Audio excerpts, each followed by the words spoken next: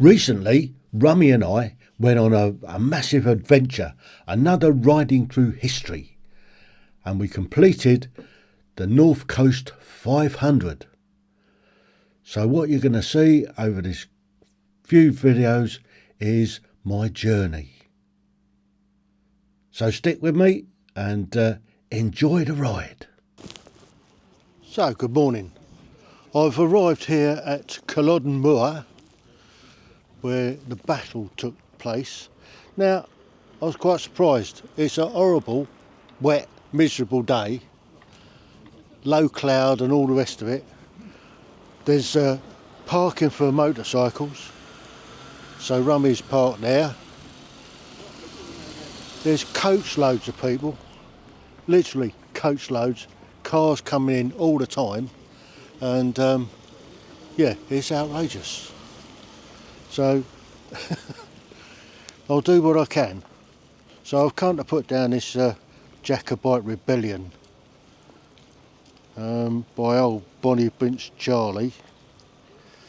So we'll do the best we can. Now I can't film inside, so I'm just going to have a look around the battlefield instead. So we'll go and find the English lines, and we'll find the Jacobite lines, and then we'll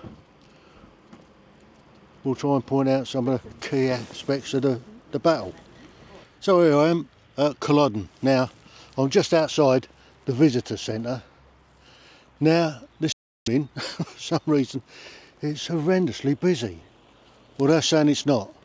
They're saying it's fairly quiet this morning. Normally you get about a dozen coaches or something here. So I'm just going to have a wander around the battlefield and point out some of the key aspects of the battle. So we just have a look down here. So it looks like I'm here at the car park. So I'll go off that way and then up to the government front lines, and you can look across then to the Jacobite front line. So we're going to have a wander around and point out those bits and pieces for you. That's the entrance to the visitor centre and the museum. So I've had a quick wander around the museum. Couldn't do anything in there, it's so busy. But if you're a veteran, you can get a veteran's discount. It cost me £6 to come and have a look at this. And there you go, cheap as chips. So we'll have a wander around and see what we can't see. So I've come up to a vantage point.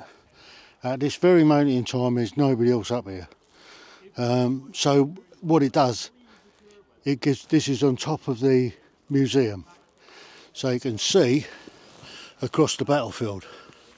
Now, this punch up started on the 16th of April 1746. So you can see across there, well you probably can't, but we're going to have a look at that little building. That's the type of building that was here at the time. And then we'll have a wander across over about there is the actual war memorial for all those that lost their lives on this particular day. Now, just in front there you can see a red flag and a red flag over there. That was the government side, and then across in the distance there you can see the blue flags of the Jacobites. Now a lot of this is sort of boggy, which was the downfall probably of the Jacobites. Now they made a few blinding errors on the day, but that's looking across that battlefield there, where some 2,000 Jacobites were killed or seriously injured, and only about 300 on the government side. So from the government side, on old Lord Cumberland's side, he did all right. So we're going to have a wander around the battlefield. We'll go up and have a look at the memorial there, and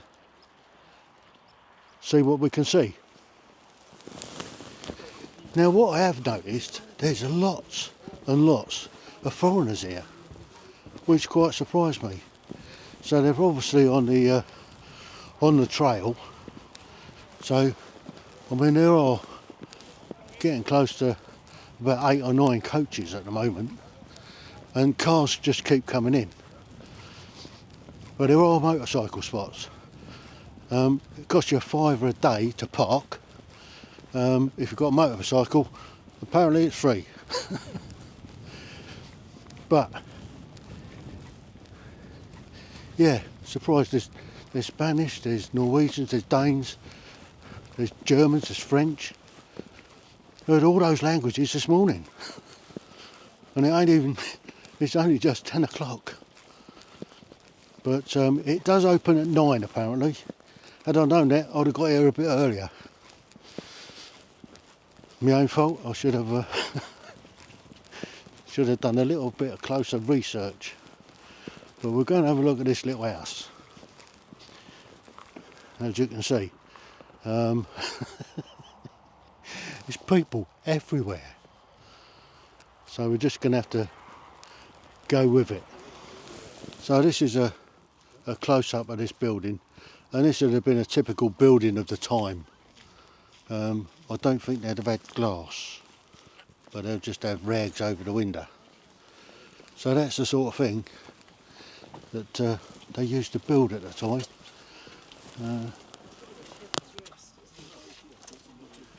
Yeah. So that's all the type of stonework. That must be the privy.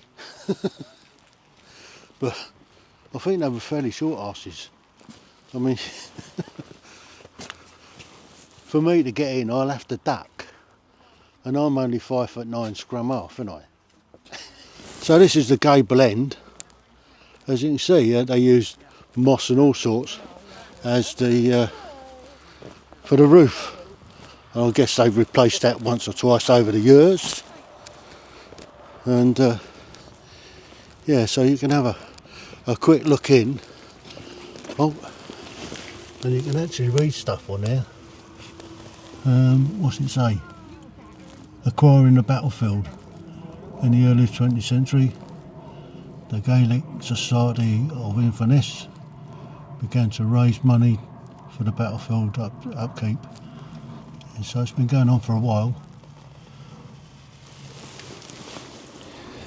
So, there's actual society that looks after this place, and now it's the Scottish National Trust, I believe.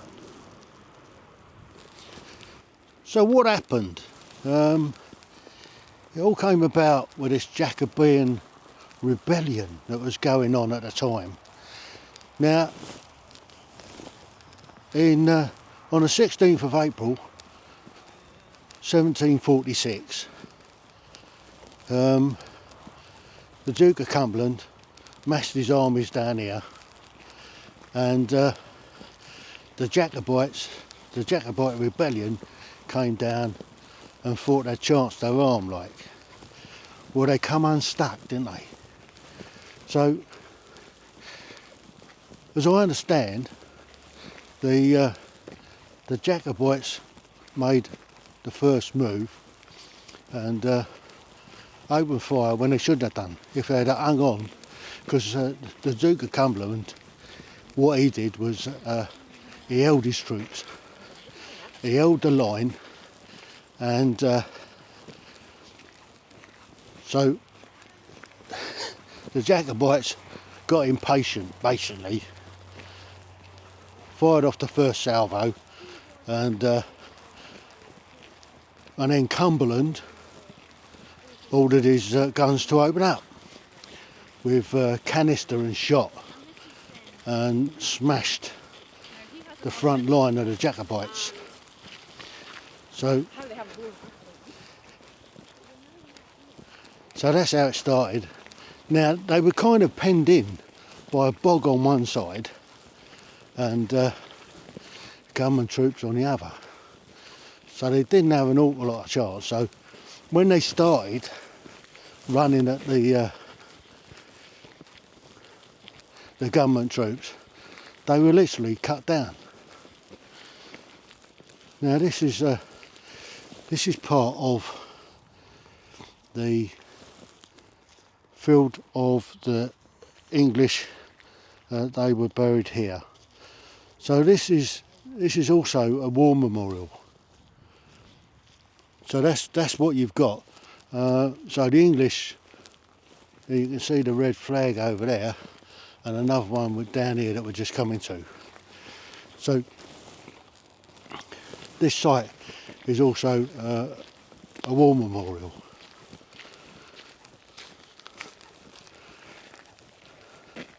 And like I said before, there was about 2,000 Jacobites that were stuffed here. I mean, it was pretty brutal, to say the least.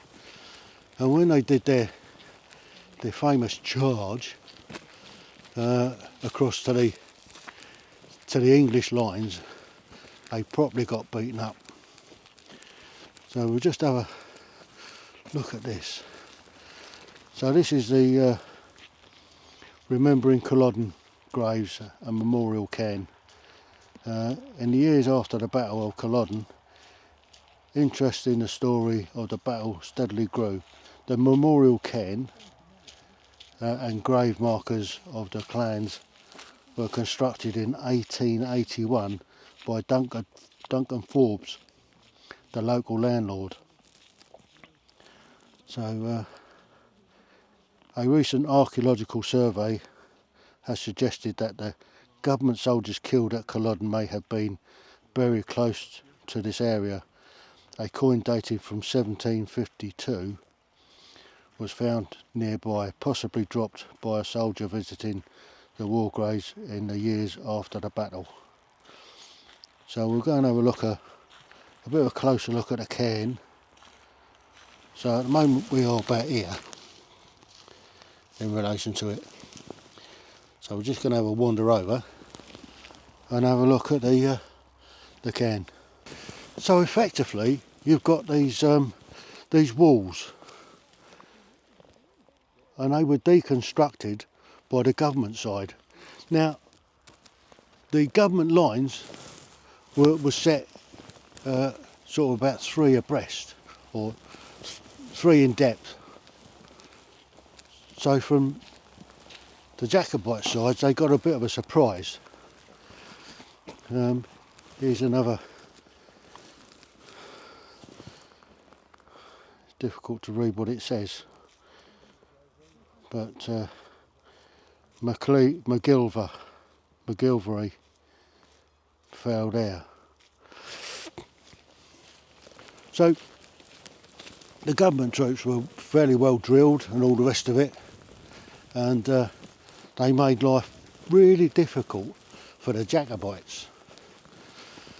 So when we get up to the cairn, I'll point out the British lines, and you can see how they were set out in depth. But we're also coming up to the old memorial stones, or the gravestones, should I say. So let's just have a quick look at these. So these bear the names of some of the clans that were involved with this. So, and there's several stones all laid out along here.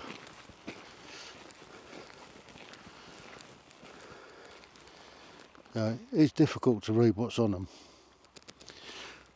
But if we have a look now, so just behind there is the rear line of the British. Then you've got the middle line, and then the front line. And you've got this like a ditch here that had a wall along it. So the old Duke of Cumberland, he said that they'd take it down so it made it more difficult for the Jacobites to to use as a sniping, what's name, and skirmishing. So warfare back in those days was a pretty brutal bloody affair, and it was fairly close combat to say the least. And the Jacobites going up against a well-trained British force wasn't quite the match. Alright, so let's here's some more stones as we come along, and we'll go and have a look at this cairn in a second. Wait for these people to move out of the way. Mixed clans, more mixed clans. So yeah, it's hard to picture how it was back in the day. So this is the cairn to the Battle of Culloden, fought on this moor 16th of April 1646. The grave of the gallant Highlanders who fought for Scotland and Prince Charlie are marked by their names of this cairn. So this is a look round at the other side of it. So as you can see, it's a little bit of a ways from the visitor centre, but you can see the British lines, and there's a fourth flag further back on the tree line. So you've got 1, 2, 3, 4 lines in depth of the British, and yeah, this cairn is quite a big one as they go, and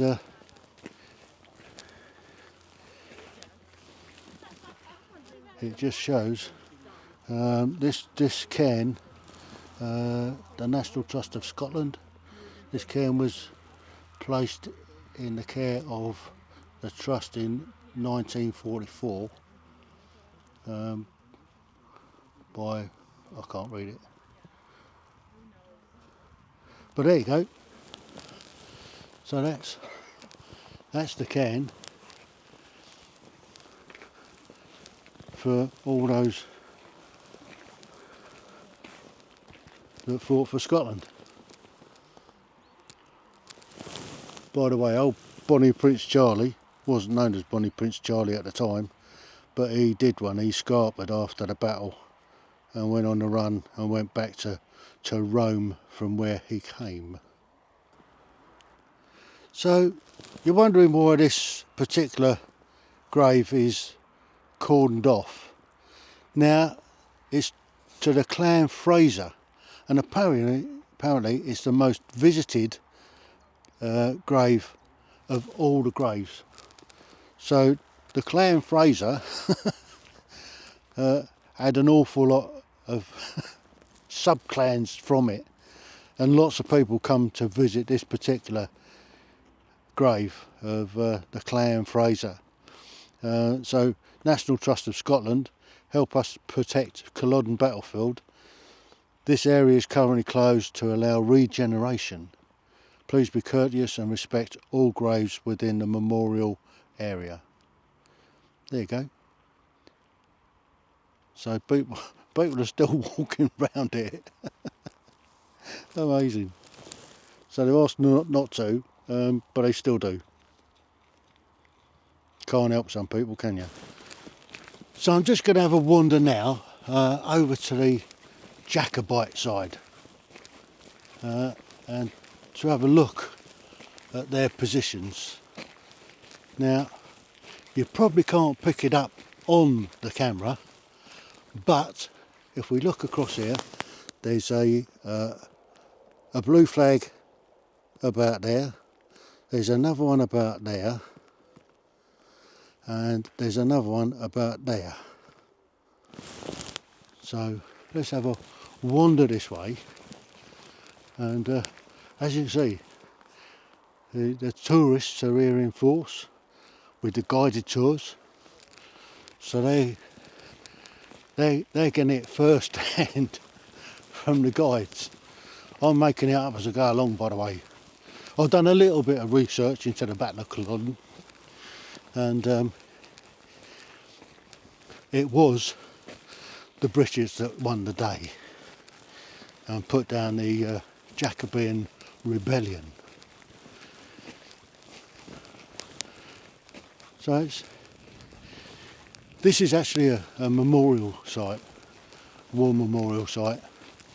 Although it was a long time ago, sort of 1746, I guess there's an awful lot of clans that come from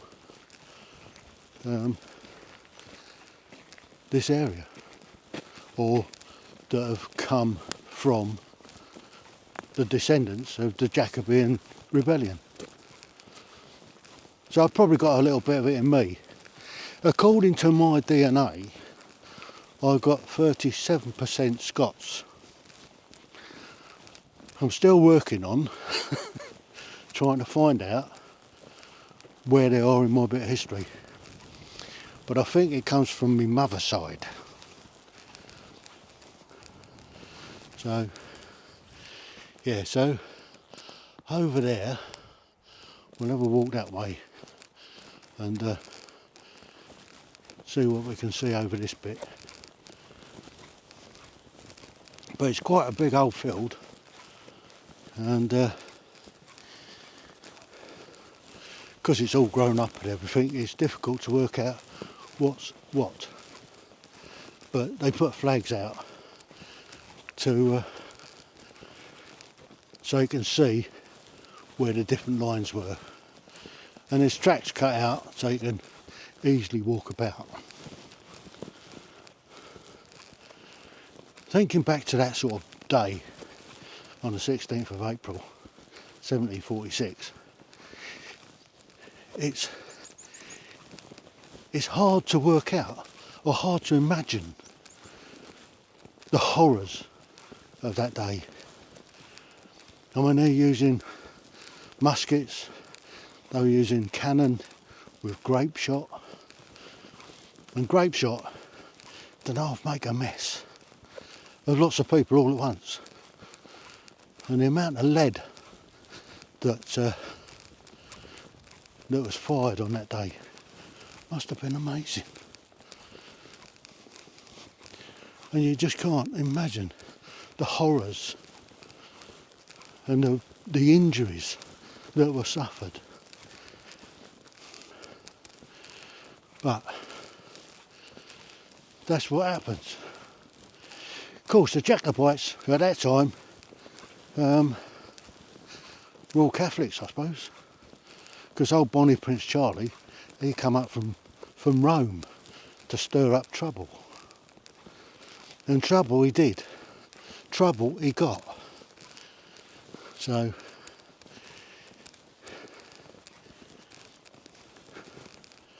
and it didn't end well for him either.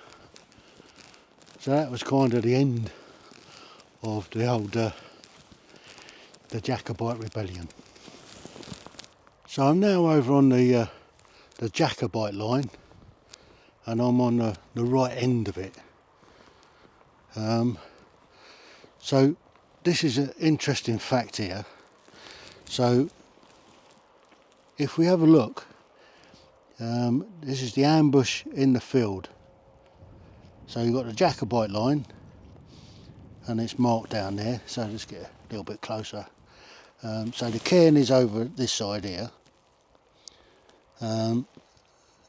Lee Neck Lodge is over on this end here, and the Jacobite line is here. So what happened was, on this corner, so you can see the corner there, the field behind you used to be enclosed by a stone wall. Government troops, the Argyll militia, Ayrshire knocked gaps through the wall to let cavalry cross the field and threaten the rear of the Jacobite army. Then the troops waited in the enclosure and raked the returning Jacobites with devastating musket fire and a deadly ambush. Today the National Trust has rebuilt this corner of the walled enclosure to show its approximate position.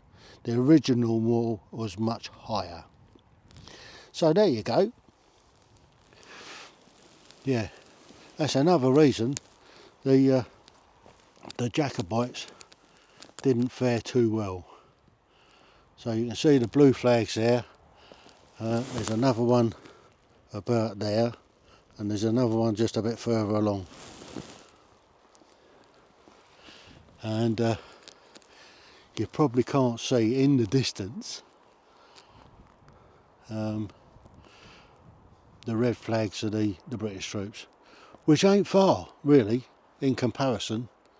And then you can see the visitor centre just in the distance there.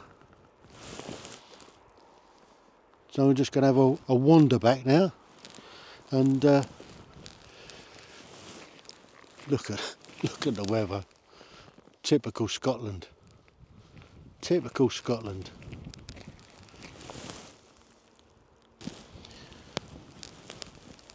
So I'm just having a wander back, and I'm going to jump on my bike and I'm going to head off to I think Dunrobin Castle. But for the time being, so this is that wall that runs along here from that corner. So I don't know whether I'm going the right way or not. Yeah, there's people coming from the other way, and this track leads down. So I hope you've enjoyed this little look at Culloden Moor and the battlefield of Culloden, where the Jacobite rebellion was put down by the Duke of Cumberland and the English troops. It's fascinating just to walk across a battlefield and try and imagine in your mind what it was like on that day, all those years ago. Yeah, it's just the mind boggles really, and yeah, it's a real wake up call to how nasty war can be. So if you find yourself in Inverness, it's only about 4 miles from the centre of Inverness, and it's well worth the visit actually. It's interesting looking back in history, because you know, the only thing you can do with history is learn from it. You can't change it. History's happened. So don't try and change history. Don't try and mess with it. Learn from it. But if you're a veteran like me, you get your old veterans discount. And for £6 for a nice little walkabout, it's pretty cool. And yeah, you can just imagine what it would have been like back in the day, and the weather was like this. It does tend to bring it home a bit. Now in the museum, I had a wander around there. They got a bit of a film showing sort of the battle and how it started and all the rest of it. So spend a little bit of time wandering around the museum. Now they don't allow you to video or take pictures in there, which is why there isn't any footage. But you can take as much as you like outside, which I've done. Hopefully you've enjoyed it. Hopefully it's inspired you to want to come and do, well, I'm going off to do the North Coast 500 now, and this is part of the start of it, because it starts in Inverness. So yeah. So I'm just heading back now, back through the visitor centre, jump on Rummy, and then we're off on the start of the North Coast 500. So there you go, I'm nearly back at the visitor centre. You can tell I'm not used to walking. Still got pain in the old hip. But there you go. You give up, you die, don't you? So there you go, that's my look at the Battle of Culloden. And I would say it's another historical venue that is worth a visit. So until the next one, until where we're going next, I think we're going to Dunrobin, unless I see anywhere else on the way. So thanks for indulging me, hope you enjoyed it. Don't forget to smash the like button, subscribe to the channel if you ain't already, and I love getting comments. Love getting comments, and I always reply to your comments. So if you like what I do, tell me. If you don't, also tell me. And tell me why you don't like what I do. So until then, TTFN. Ta-ta for now.